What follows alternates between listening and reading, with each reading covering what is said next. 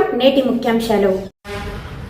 విజయవాడ గుంటూరు ఉదయం 8 గంటల నుంచి నిడమనూరు 3 అడుగుల ఎత్తులో వర్షపు నీరు ప్రవహిస్తుంది. మోటార్ సైకిల్, ఆటో, కార్లు వాహనదారులు ట్రాఫిక్ పోలీస్ బార్ గేట్లు పెట్టి ట్రాఫిక్ మళ్లిస్తున్నా కానీ నిర్లక్ష్యంగా వాహనదారులు ప్రయాణిస్తున్నారు. గుంటూరు కాజా టోల్ గేట్ దగ్గర 2 గంటల సేపు సర్వర్ పనిచేయడం కారణంగా వాహనదారులు ట్రాఫిక్ అంతరాయం కలిగించారు. విజయవాడ గుంటూరు మధ్యలో భారీ వర్షం కారణంగా ఒక చోట నుండి మరొక చోటికి వెళ్లడానికి సుమారు 4 నుంచి 5 గంటల సమయం పడుతుంది. ఈ వర్షాల కారణంగా స్కూటర్, ఆటోల కారణంగా మరీ ఎక్కువ ట్రాఫిక్ పెరగడంతో బస్సు, లారీ ట్రాన్స్పోర్ట్ వాహనాలు ఎక్కువగా పెరగడంతో ఇబ్బందులు పడుతున్నారు వాహనదారులు. ఇంత ట్రాఫిక్ పెరిగిపోతున్నా పోలీసు అధికారులు కానీ NHIV అధికారులు ఏమాత్రం పట్టించుకోవడం లేదని ప్రయాణికులు, వాహనదారులు వాపోతున్నారు. ఇకనైనా ఇలాంటివి పునరావృతం కాకుండా పోలీసు ఉన్నతాధికారులు, హోంశాఖ మంత్రి అనిత, డిప్యూటీ సీఎం పవన్ కళ్యాణ్ గారు, రాష్ట్ర డీజీపీ తగు చర్యలు తీసుకోవాలని ప్రయాణికులు, పట్టణ ప్రజలు, వాహనదారులను కోరుకుంటున్నారు. వీడియోలో అది బొలెరో పరిస్థితి. దయచేసి బళ్ళు ఎవరైనా హైవే ఎక్కున్నా కానీ తీసుకొని వెళ్ళిపోండి, వెనక్కి వద్దు, రావద్దు హైవే మీదకి. దయచేసి హైవే మీదకి రావద్దు బ్రదర్.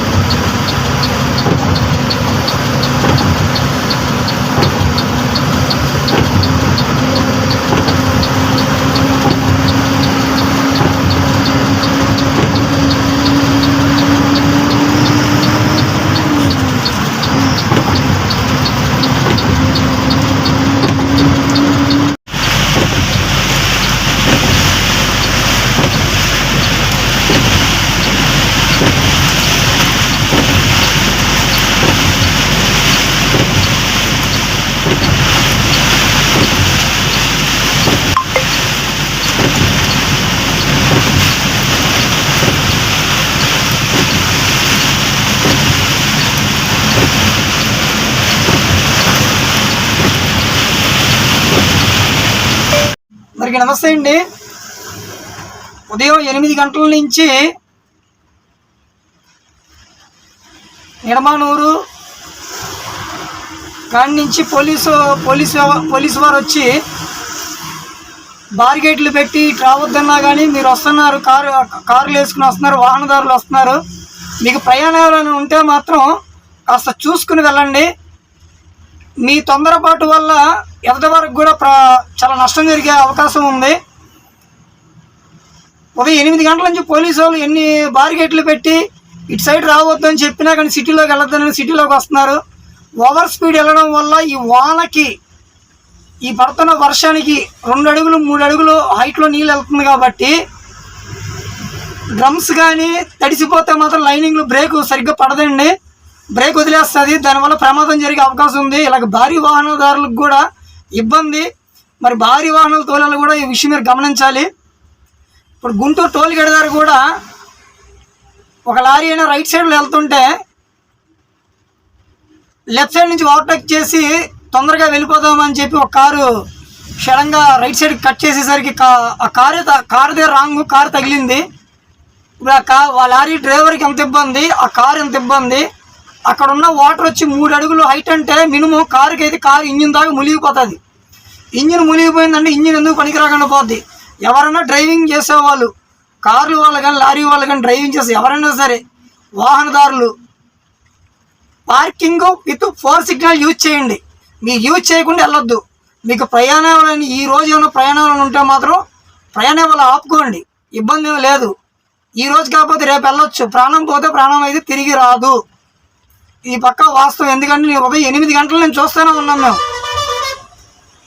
ఎక్కడ చూసినా వాటరే, భయంకరంగా వాటర్ వచ్చేసింది. లారీలు తోలేవాళ్ళు మేమే భయపడుతున్నాం, కార్లు తోలేళ్ళు మీకు ఎందుకు భయం లేదో మాకు అర్థం కావట్లేదు. అలా తోలడం వల్ల ఎంత ప్రమాదం జరుగుతుందో ఆలోచిస్తున్నారా? ఆ గుంటూరు టోల్ గేట్ దగ్గర, కాజా టోల్ గేట్ దగ్గర ఎంత పెద్దకాకండి దగ్గర ఎంత దారుణం వాటర్. రైట్ ఫుల్, లెఫ్ట్ సైడ్లో మొత్తం అటు విజయవాడ నుంచి వచ్చే చిలకలూరుపేట నుంచి విజయవాడ వెళ్ళే వాహనాలు ఫుల్గా రైట్కి వచ్చేసరికి ఇటు విజయవాడ నుంచి వచ్చే వాహనాలు ఇలాగ గుంటూరు వెళ్ళే వాహనాలు ఎంత ఇబ్బందిగా ఉందా టోల్గేట్ దగ్గర. మీరంతా రైట్ సైడ్కి వచ్చేసారు. అక్కడ పోలీసులు పాపం వాళ్ళు ఉదయం నుంచి నిలబడి మీరు చూసుకుని రండి, మీరు ఎంత వాటర్ ఉందన్నా కానీ మీరు లేదు, మీరు నిర్లక్ష్యంగా వచ్చేస్తున్నారు. నిర్లక్ష్యం రావడం ఎంత ప్రమాదం జరుగుతుంది, ఎన్ని వాహనాలు గుద్దుకుంటున్నాయి మీకు అర్థమవుతుందా? అక్కడ తగిలినా కానీ పట్టించుకోవట్లేదు, వెళ్ళిపోతున్నారు. మీరు ఏసీ వేసుకుని వాహనం డ్రైవ్ చేస్తారు, ఒకటిలో పెట్టుకుని వాహనం డ్రైవ్ చేయండి. ఏసీ హీటర్ ఉంటుంది కాబట్టి హీటర్ ఆన్ చేసుకుంటూ ఉండండి. గ్లాసుకి చెమ్మ రాకుండా ఉంటుంది. మాకంటే లారీలకు ఉండదు. పోలీసు వాళ్ళు ఏం చెప్తున్నారో వాళ్ళ మాట వినండి సార్. ఉన్నతాధికారులు కూడా మీరు అటు సైడ్ నుంచి వచ్చే వాహనాలు కూడా మీరు బారిగేట్లు పెట్టిన క్లోజ్ చేయించిన వాహనాలు రానివ్వద్దు. అక్కడ ముందు వాటర్ క్లియర్ అవ్వాలి. ఎందుకంటే చిన్న కలవట్టు ఉంది అక్కడ. ఆ కలవట్టు ఏమవుతుందంటే వాహనాలు వెళ్ళి రావడం వల్ల కలవట్టు కదులుతుంది. కలవట్టు ఎట్టి పరిస్థితుల్లోని భారీ వాహనాలు ఈ వాటర్ ఫ్లోటింగ్కి చిన్నగా ఏమైనా డ్యామేజ్ ఉందని కట్ అయిపోయిందన్న మాత్రం కుంగిపోయే అవకాశం ఉంది అక్కడ. ఇలాగ మొత్తం దారి పొడుగున వాహనం ఇట్లాగే ఉంది. మన వాళ్ళని కూడా సహకరించాలి కదా పోలీసు వాళ్ళు. మన ప్రయాణికులమైన కూడా వాళ్ళతో కూడా సహకరిస్తే బాగుంటుంది. మీరు ఏం సహకరించట్లేదు, దూరిపోతున్నారు వాహనాలు పట్టుకొని. ఆ చిన్న బయట మోటార్ వాహనాలు ఏమైనా ఆలోచిస్తున్నారు? ఏం ఆలోచించట్లేదు, మీ ఇష్టానికి మీరు వచ్చేస్తున్నారు అంతే. మాకు లెఫ్ట్ సైడ్ ఏం కనబడుతుంది వాహనాలకి? కేంద్రంలో ఉన్న మాకేమైనా కనబడుతుంది? మీరు క్షణంగా వచ్చి దూరిపోతే ఏమర్థమవుతుంది? ఒక 2 అడుగులు 4 అడుగులు కనీసం దాటిన తర్వాత వాహనం రైట్ సైడ్కి వస్తే అర్థమవుతుంది. మీ వెంటనే ఒక 1 అడుగు దూరంలో మీరు కట్ అయిపోయి వాహనాలు తగులుకొని పంచాయతీలు పెడుతున్నారు అక్కడ. ఎవరో టీడీపీ లీడర్ కార్యకర్త కారు అది తగిలింది, ఆయనదే రాంగు. ఆయన ఇలా వాహనాన్ని గుద్దుకున్నాడు. ఇప్పుడు అక్కడ పెద్ద పంచాయతీ అక్కడ. ఇప్పుడు ఏం చేస్తారు? అన్యాయంగా డ్రైవర్తో వసూలు చేస్తారు. ఇంతకన్నా చేసేది ఏముంది? ఎందుకు వస్తున్నావో, ఎందుకు డ్రైవింగ్ చేస్తున్నావు కూడా అర్థం కాని పరిస్థితి రోడ్డు మీద. ఇంత దారుణంగా ఉందే. వర్షం అలా పడుతుంది, కొద్ది ఎడంగా వాటర్లో దిగడానికి భయం అయినప్పుడు వాహనం ఎందుకు రోడ్డు మీదకి వేసుకుని రావడం?